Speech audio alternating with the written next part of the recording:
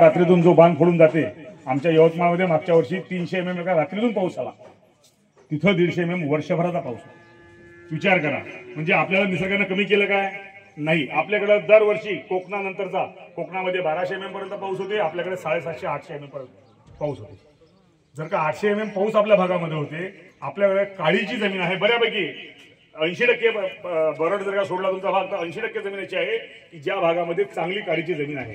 ज्या भाग फक्त काय झालं आपल्या भागामध्ये, ज्यावेळेला मी तिथं काम करत असताना तिथली काही लोक, मी ज्यावेळेस 2005-06 मध्ये तिथं काम करत होतो सातारामध्ये, तर तिथले एक आप्पासो पाटील म्हणून होते, ते मला नेहमी म्हणायचे की तुमच्या विदर्भामध्ये आमच्यापेक्षा जमीन चांगली आहे, आमच्यापेक्षा पर्जन्यमान चांगलं आहे, फक्त अडचण एक आहे की आपल्या भागामध्ये माहितीचा अभाव आहे.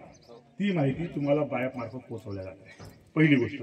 दुसरं आपल्या इथं काय आहे, दुसरी अडचण की आपल्या भागामध्ये आपल्या शेतीनं आपल्याला एवढं उत्पन्न दिलं की आपण शेती सोडून दुसऱ्या भागाला कधी वळलोच नाही.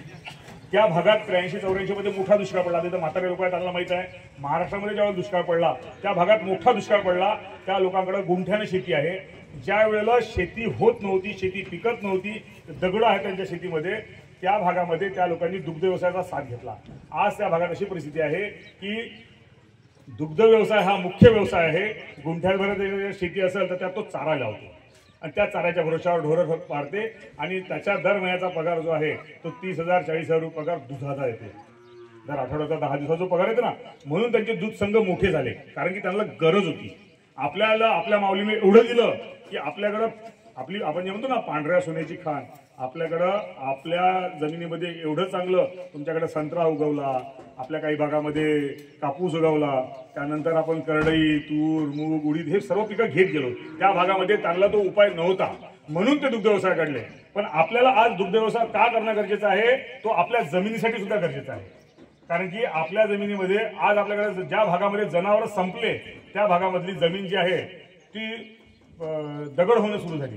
आधीच्या काळात हे आजोबा आहेत, याच्या काळामध्ये लाकडी नांगरा तुम्ही वापरत होते. लाकडी नांगरावर आपण बल्लीराम लोखंडी नांगरावर आलो, लोखंडीवरून आज आपण ट्रॅक्टरवर आलो. त्याचे हॉर्स पॉवर वाढत चाललो. मग उद्या काय जेसीबीने जमीन करा काय?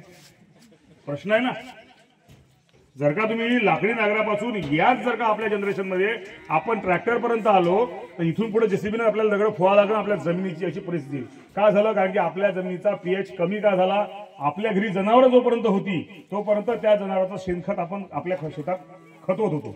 ज्याच्या घरी जनावर नाही आहे तो शेणखत विकायला टाकन काय? शक्य नाही ना.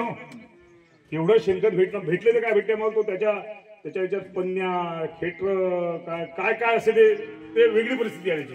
म्हणून तुम्ही बाहेरचं शेणखत वापरून तुमचं शेत चांगले होणार नाही. करायला लागलं काय करायला लागेल?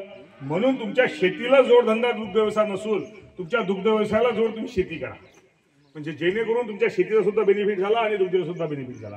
तुमच्याकडे जर का दरवर्षी आपण काय म्हणतो गाईमध्ये फक्त दूध शिल्लक राहते, दूधच नाही आहे. दुधाबरोबर तुम्हाला आज कालवड सुद्धा उत्पन्नाचं साधन आहे. दरवर्षी तुमच्याकडे 50-60 हजार कालवड तुम्ही तयार करू शकता. अशी जर का तुमच्याकडे, आता हे शाश्वत आहे ना कालवड होणारी, इथं जर का तुम्हाला गोरा झाला असता तर तुमच्याकडे नुकसान होतं.